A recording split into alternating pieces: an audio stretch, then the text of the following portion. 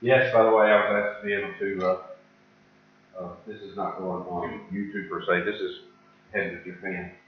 Jesus and actually asked if we would take today's lesson. They even have to book and took it with them to Japan to be able to see. So I got we're going to be looking today at the Christian marriage and how important that is for all of us to be able to understand. In your introduction, it says, although the details of creation week are discussed in just general terms in Genesis chapter 1, the second chapter of Genesis provides a detailed look at what occurred on day 6, the day that God created man.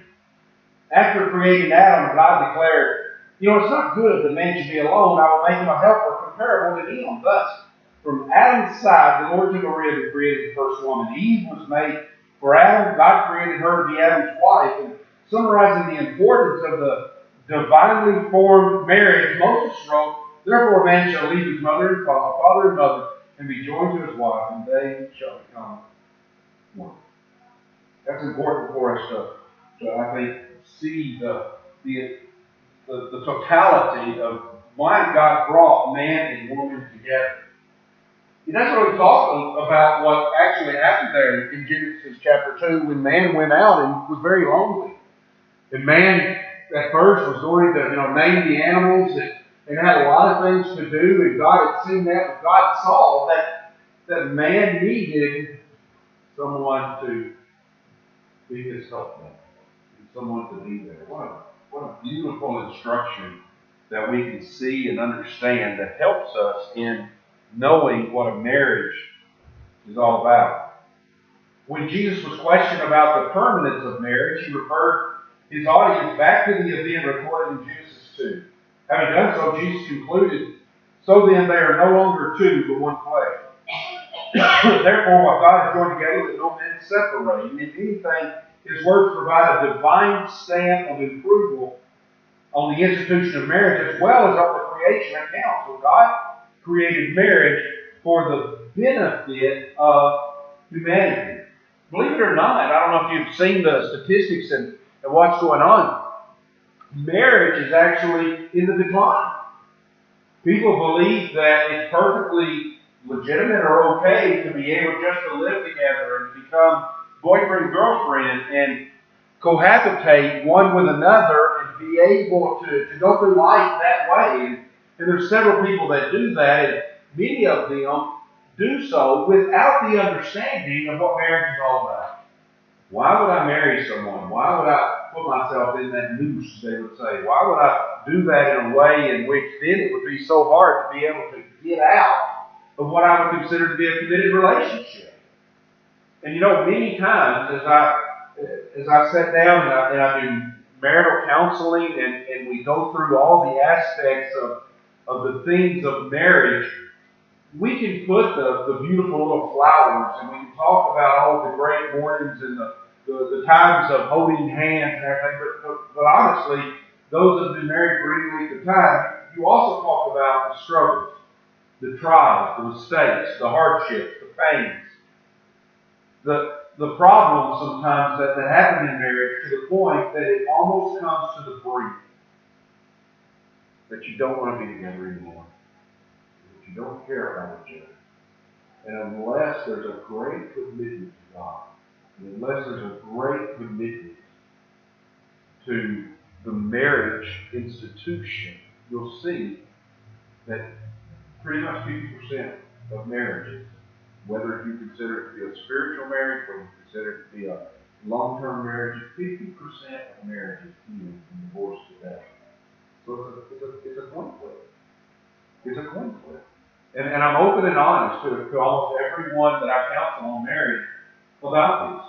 That this coin flip that you decide, you can actually take the coin out of the process.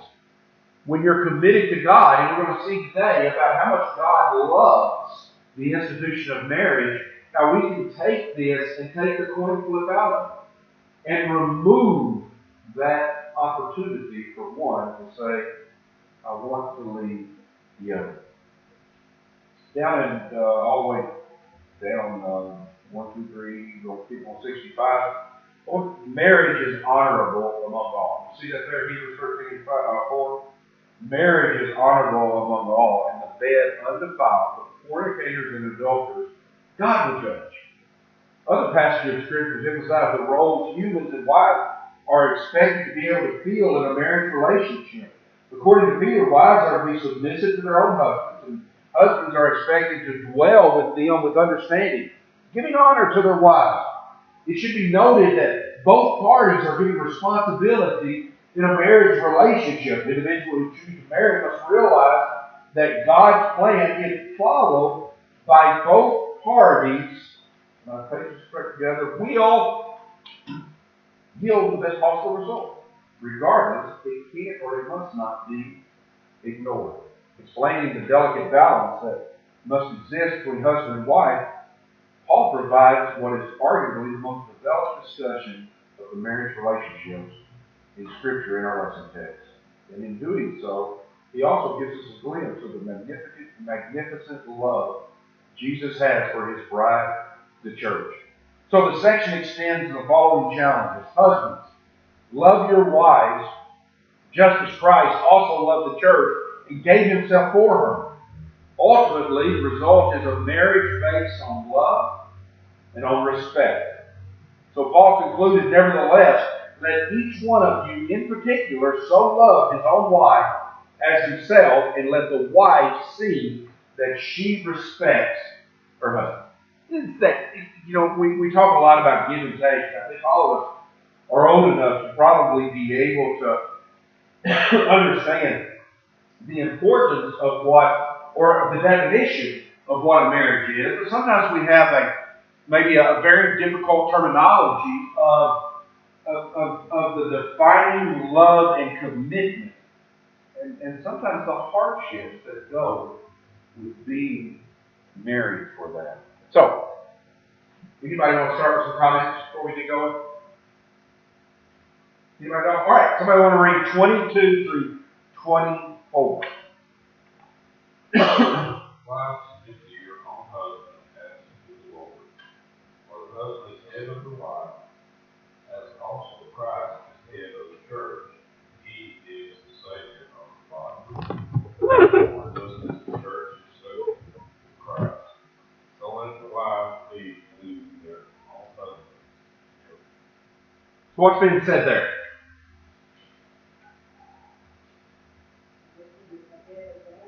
Okay, so there is roles that must be played in a household. And some of the roles that are being played in the household get taken to an extreme or to a position that they don't need to be. How many times have I did counseling post-marital where the guy will walk in and maybe we'll meet in the office or I'll be in their home and he'll slam his hand down on the coffee table and say, Kevin, you know as well as I do, the Bible tells the wife to submit to me, and she won't submit. Well, an attitude like that, I won't either. And I'm sure that God's not putting it in that light in that way. But that's what the Bible said. She needs to submit. And I said, look, if you want something to submit in the way that you're thinking about, go out to the backyard and tell your dog to sit. That's submission in the way that you think. That's not the submission that is being talked about here, where the final decision and the final authority and all that's going to be done is going to be done my way or it's the highway with you. And look, there's a lot of marriages, and many of you know them, that have ended in divorce or ended in worse than that, very simply because we take these choice words that are there and we take it to a degree that it's not meant to be. You cannot beat a spouse into submission. You cannot beat someone down, not physically, verbally, to the point where they say, finally, yes, I'll put up. I see women that wear the long dress and put the bonnets on their head and they come in and whatever he says. That's not the challenge that was made here. In fact, if you read your book under wives there, it says earlier in this letter to the Ephesians, Paul challenged his audience to walk worthy of the calling with which you were called, and warned the brethren about walking as the rest of the Gentiles walk in the futility of their mind. From that point onward in the letter, he turned his attention to personal conduct. In the section under consideration of this lesson, Paul focused on the conduct of husbands and wives, and having already stressed the need to avoid certain behaviors and instead be filled with the Spirit, it seems the apostle is indicating that those who adhere to God's plan honor the Spirit. Making this point, one observed, in other words, the work of the Spirit can be hindered by individual self-centeredness that is displayed by rejecting a proper Christian role in the relationship and an attitude of giving oneself to the other. I want you to just be mindful for a minute, if you will, in these roles and these challenges that are there. It's like I said, I think previously in others, there are things that men are to do. And there's things that they place us. The Bible speaks of men leading in worship, making sure that we maintain what the Bible has spoken for us to be able to do. That doesn't leave women out whatsoever. In fact, you listen right now, there is a woman that is teaching our young children in our class. Women have other roles to do. Childbirth. Sorry. God gave you the responsibility of childbirth. Guys, not a chance. No way. Can't happen. As many out there that want to be a man or want to be gender identified as something else or whatever they want to be, you have the opportunity of being born the way that you were and having a birth the way that God intended it to be is impossible. God just does not intend men and our chromosomes to have a child. So there's a responsibility, and in fact the Bible teaches the women, teach the children, bring the children up in that nurture and admonition of the Lord, teaching them to observe and to obey all things. As much as I want to do, as much as I want to teach, at a young age, my wife has a better teaching ability to young children than I ever would, than I ever could. Most of you ladies that have been in the church for any length of time have taught children. And it becomes natural to you to be a teacher in that life. And it's important for us to be able to understand. In fact, I saw somebody the other day. Think about kindergarten teachers. What's the most ideal kindergarten teacher you would think of? Patient. Usually it would be a very soft-spoken female. That these kids are drawn to her. But there is a kindergarten teacher in Van Buren County that is my age. He has a big beard, and his hair is kind of long, and he's got a very gruff and deep voice. And he teaches kindergarten. And I looked at it and I went, that just doesn't seem right. You think those kids would walk in and see him and go, wait, I'm out of here. You know, Merlin Olsen trying to teach my kids. And so you would think of that, and it's almost not natural for that to be able to do that. But in that light, you have to see whatever they're good at and whatever they're beneficial to. Paul charged the wives to submit to your own husbands as to the Lord. You know, it's important to notice that this exhortation is tied with one's obedience to the Lord. Just as a Christian woman places herself under the authority of Christ, so a Christian wife should be placing herself under the authority of her husband. By doing that, it doesn't make you any less. It doesn't make your soul any cheaper. It doesn't make who you are or your eternal life any less, like all men get to go first and all women come second. Cultures around the world have differing views on the roles that women play, even in society, and the roles that women play around. I told you the story before, and I think it's worth repeating. When we eat in Guyana, when we sit down for a meal in Guyana, the men sit at the table and the women serve the meal. And when we're finished eating, when the men get up, the women then, after the men have left, the men have to leave the hut and go away, then the women will come down and sit down and they will eat. And then when the women are done, and there's the leftovers that are there, then the little children will scramble themselves in, and they'll just devour the rest and eat the rest of it. And that's their culture. Nothing subservient to that. That's just a culture that they have lived in for many, many, many generations in the jungle. So we were way back in the border of Venezuela one time. It was like 8 hours by boat. And we got back there, and somebody asked me, said, Kevin, how is it that they do where you're from in America? How is it that you would do? And I said, let's have Sunday lunch.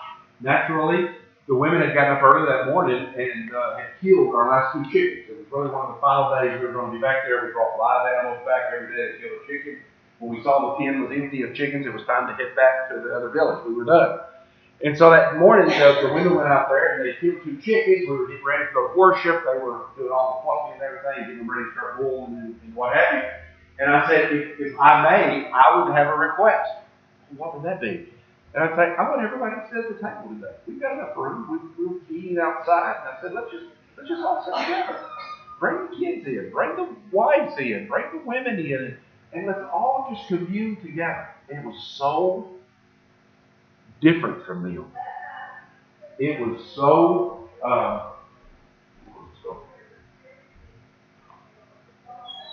it was so weird to them.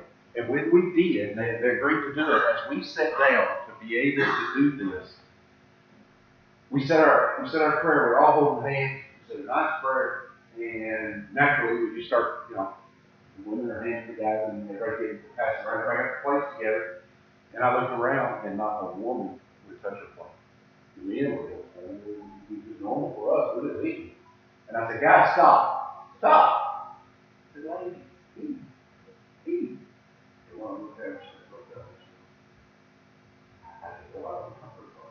And so we talked about it a little while. We talked about the love and the care and how we come together.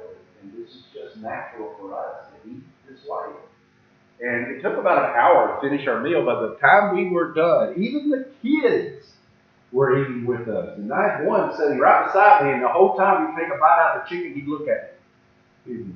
I'd look down and I'd smile, we'd eat, and he'd take a bite out of the chicken, he'd look at me. Because usually if a kid did that around an adult at eating time, somebody picks him up and throws him out the hut. It's just not right.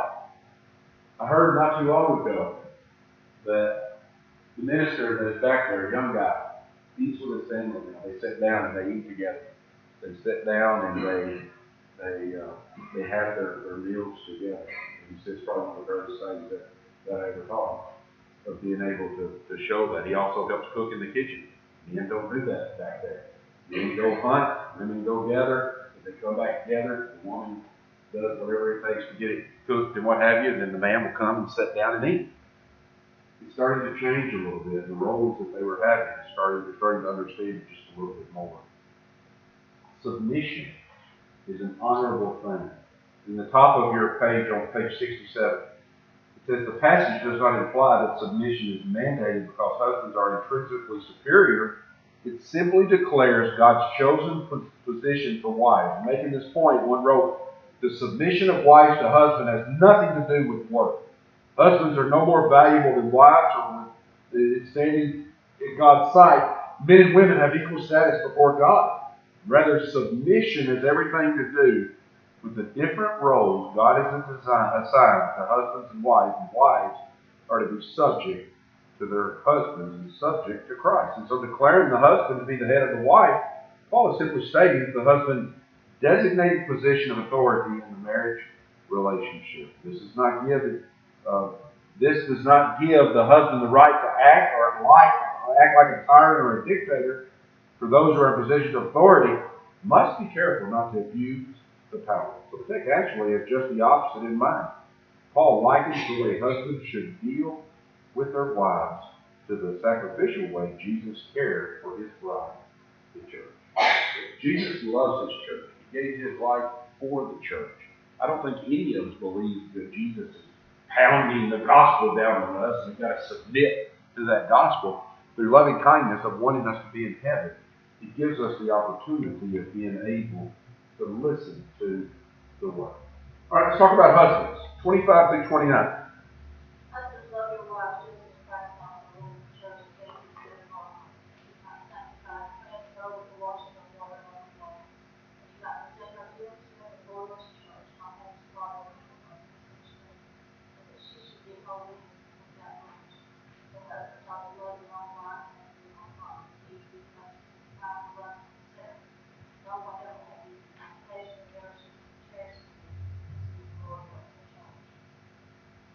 Now turning his attention from the wife to the husband, he writes, Paul continued, Husband, love your wife just as Christ also loved the church and gave himself for her. Rather than simply providing a general statement of direction, Paul not only advocates love, but he also specifies the ultimate example of such. Husbands are not just supposed to love their wives, they are supposed to love their wives as Christ loved the church and gave himself for her. Do you understand that there's a spiritual aspect there? It's one that brings up a lot of the questions that I have for couples that are about to get married. Are you a Christian? Do you believe in God? Do you believe that Jesus Christ died for your sins? Absolutely. No, I'm not. So, I would ask sometimes the husband or the wife, if your spouse or if your future spouse is not a Christian, is not dedicated to the church, is not been baptized for the forgiveness of their sins, is not decided that God is going to be first in not only his or her life, but also in your life, what makes you think if they can't commit to God, they can commit to you? Or remain faithful to you? Because here it talks about marriage, and the way that the marriage is it brings it to a relationship of how Christ loved the church. And if someone's not spiritual, the question would be, well, how did Christ love the church? How did Christ care for the church? When he told Peter that I'm going to build the church and the gates of hell are not going to prevail against it. How much do you believe Christ loved the church? That's the question.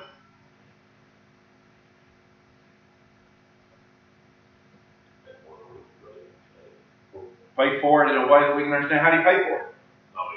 He loved the Lord. Okay. Yeah, I don't think any of us could probably fathom the idea in which he loved the church in that light.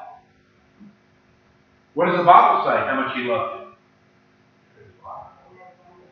it? He loved it so much that he gave his own life for the church, so that the church would give people the opportunity of finding eternal life. Not guaranteed. Opportunity. But he loved the church so much. I want you to think, if you will, if for you parents out there that have grown up, if someone breaks into your home, how much will you protect your family? First, I'm going to ask you guys. Trent? Where would your kids be? Put your kids in front? Put your kids in the back? Kids go in the back. You're going to stand as being the barricade, which basically means you would give your life for the safety of your family, your children. Is that true with you, Lee? That's natural, right? We would all say that naturally we would do that. Guess what? Ladies, anybody come after your kids? Anybody go after them? Those that you love? Would you put yourself in front of your children? Would you hide them? Think about the tornadoes that come through the other day. Anybody get in a safe spot? Put your kids in with kids with you? Did kids get in a safe spot? I can still remember Mom and Dad with 6 of us kids. The only safe spot we had, we lived over on Lakeshore Drive in Nashville, was a little bitty closet underneath the stairway that went upstairs. Mom had taken a baby mattress years ago and had put that baby mattress in there. Well, maybe not years ago, but Mom. But when a tornado would come, Dad would open up that door, take that baby mattress out, there's nothing else in there, and us kids would all get in there. 6 of us. And then Mom would get in there. And then Dad would take that baby mattress and he would lay it on Mom. And Mom would lay it on us. And you know what Dad do? He'd close the door. There was no room for him. But we would be in there sometimes, and I don't know how long you'd be in there, but Mom would be laying on top of us on that mattress. And just laying there. And Dad would be out there hoping nothing would happen when those tornadoes would come through. And when you look back on that now, when I was under the mattress, under my brothers and sisters, barely being able to breathe, and Mom going, hold on, everything's going to be okay, and I'm going, just let me out. I didn't think about it then the way that I think of it now, as a mother chicken took care of her hens and would give her life for her children. That is love. That is commitment. And that's the way a marriage should be. We give our lives for each other, no matter what. It's important for us to understand about the love, as he tells husbands. Husbands, love your wives even as Christ loved the church. Is that a guarantee that's going to happen? Even the spiritually minded men, they fall short of that. Even for people that you would think that their marriage is, you know, divorce proof. Their marriage is in a way that there's no problems, and in a way that something would something would ever get into the way of that. Something comes along sometimes that causes those to explode. Relationships that just crumble and fall to nothing. And Carolyn, I apologize for talking this, Carolyn. I think of Charles a lot. And how much time I had to talk to him and to get to know him in his latter years of his life. Y'all always seemed to be pretty well connected. And there was a lot of love that was in between the two of you. He was a very soft-spoken man. But would you not agree that sometimes marriage is rough? As a young child or as a young married woman all the way up to the final days? Charles had a real good example of his father. Because his father, although maybe didn't work out quite at home, he always cooked breakfast. Is that right? When we would go for dinner, or any other meal, he was in the kitchen. He washed the dishes, he vacuumed the house. He did all sorts of things. But then when had young children, I wanted to go back to work. And he was fine with that. But he said, you know, you're going to have a lot of work when you're working, you've got children, and so on. And he said, I don't want to be house. He had this good example. And he said, we could feel on this side at that time.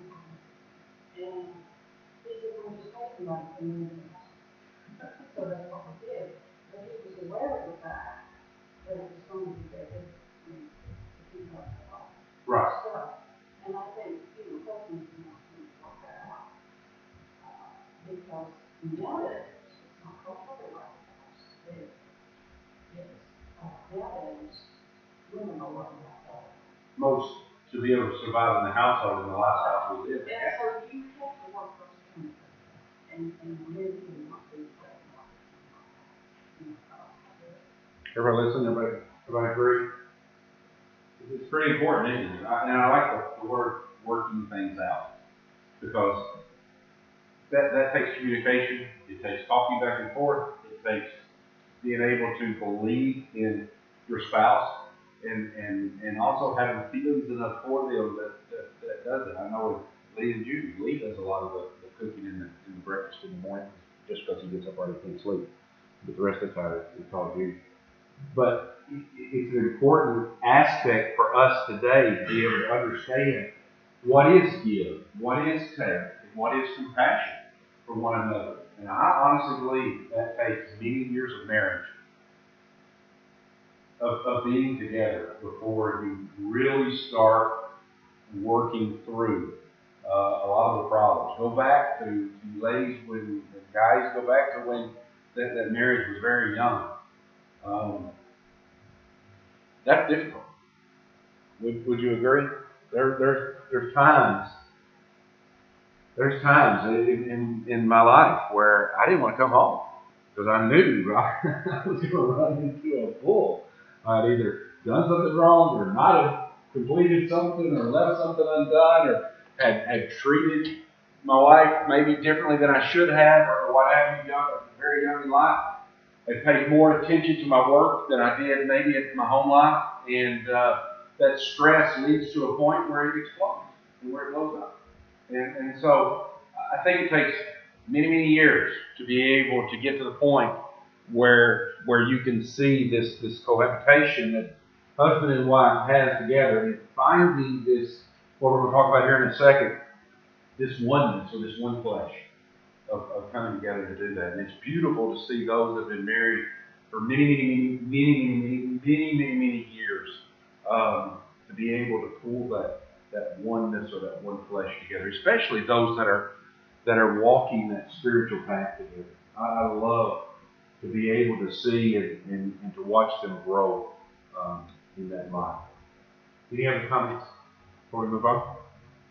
All right, so I'm going to read 30 through 33.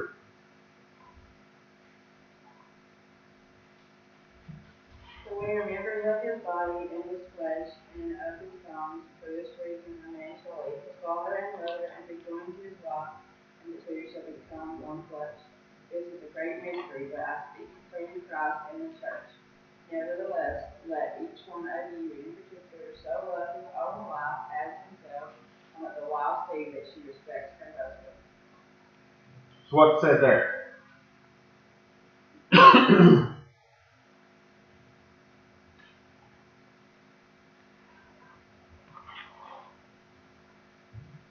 We have roles, don't we?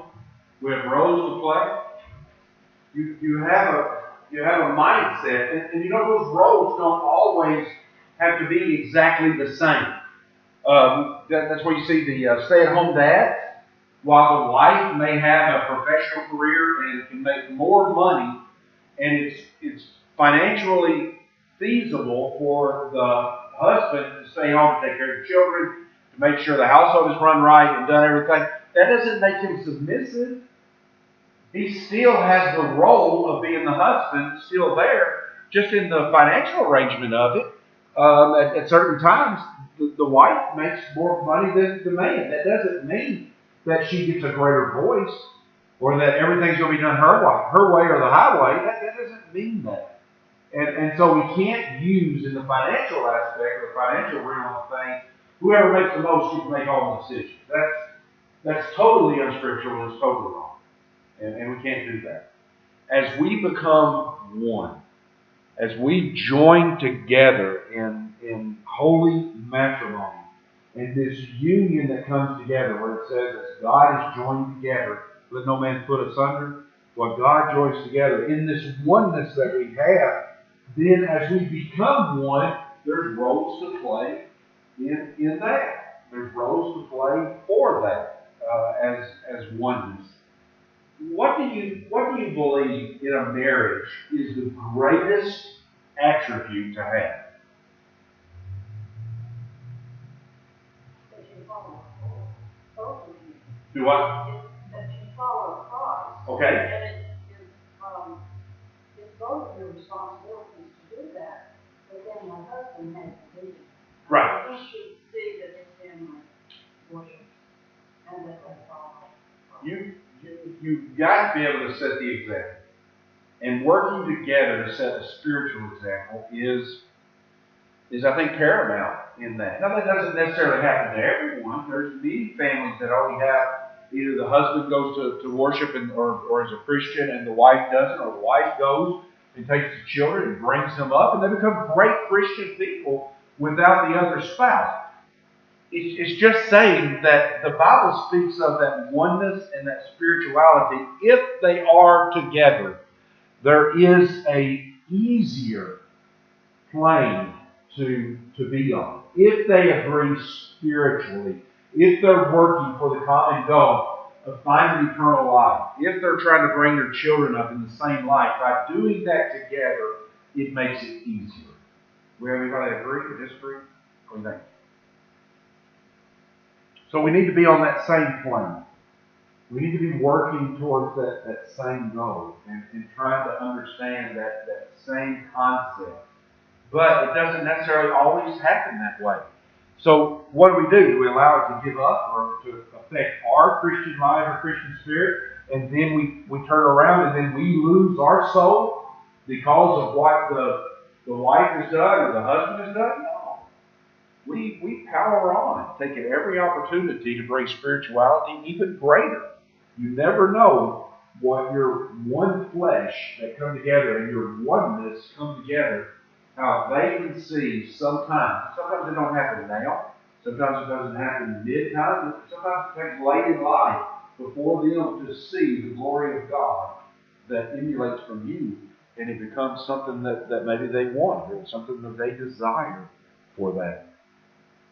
your last paragraph there I wanted to read. It said, understanding the two individuals exist as one, or that many individuals exist as a single entity, is challenging.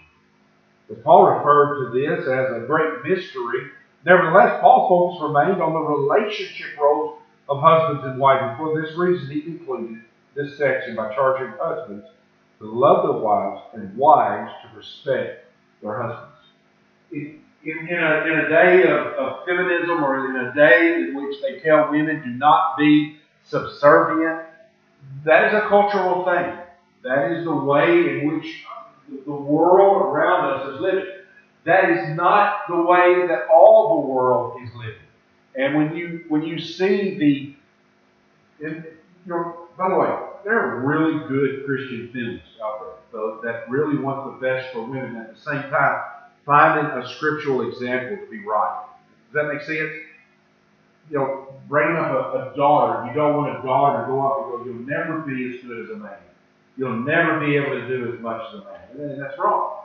The way that you bring one up is to let them know that they can have anything they want in the world as long as they follow the spiritual role that is set by God. And the Bible teaches us that. I don't know if y'all remember, several years ago, there was a family that came that had a young preteen daughter that we were really good friends with. They were from Hawaii, and since they moved on, and they came to our worship for a few times, and then they invited us back over to their house because they wanted to talk to us. And she said, the mother said, I can't allow us to come back here to your worship service. And I said, why? We don't agree with it. And I said, why? And she said, because of my daughter. I don't understand. Well, my daughter was in one of your Bible classes, and one of the things that one of the teachers taught was that they couldn't be preachers. They couldn't be songwriters. They couldn't lead. They'd never be an elder or a deacon. And she goes, and I just don't agree with that. And I said, what makes you not agree with what the Bible sets in stone for us to do? And she goes, beyond what the Bible says, what I believe is that making my daughter subservient, and I want my daughter to know that there's every opportunity for her to be anything she personally wants in her life, and I don't care what the Bible says. So what's wrong with that?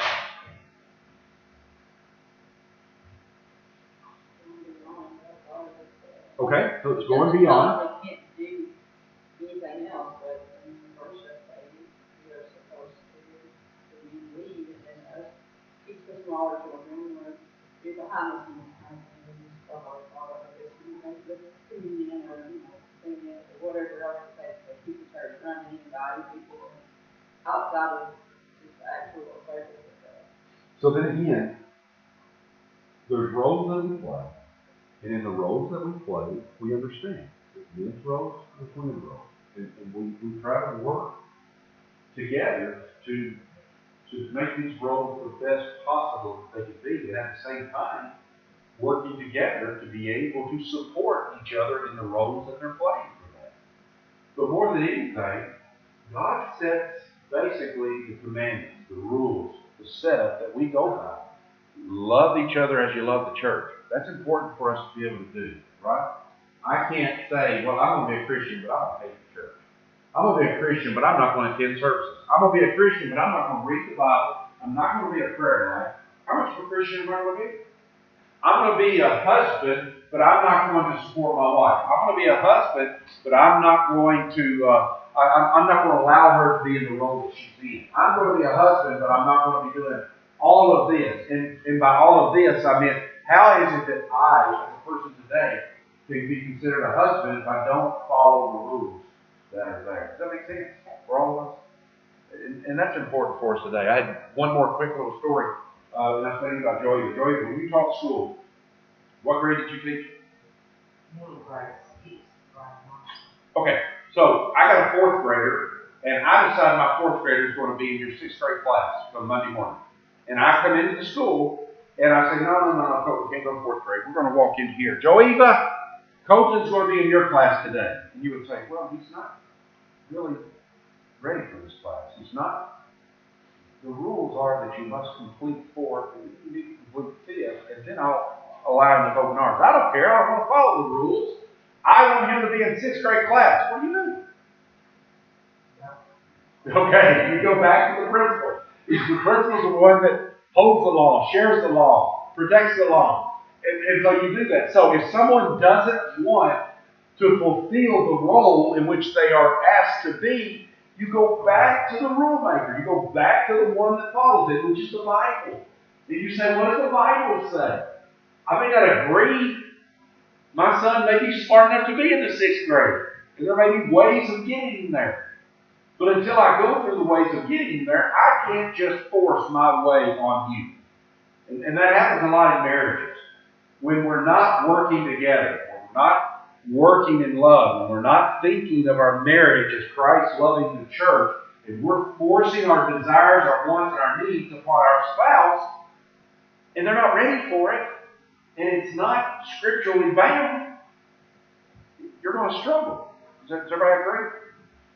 So it's important for us as Christians, more than anything, to be able to hopefully show the world what it means to have a loving, kind, devoted, committed Christian marriage.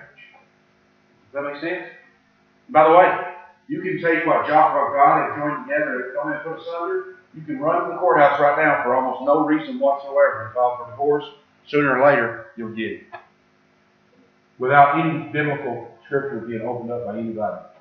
They'll take what is considered. By the way, God is the one that unites. God is the one that brought it together. God instituted it, and yet will allow a court system without any scriptural carrying whatsoever tear one apart. So I just thought I'd throw that in there. Lesson number 11 next week, the Christian and other relationships. The other relationships that go on in your life. From your children to your friends to your co-worker to everybody else that you come in contact with. So make your marks there. Hope that helps.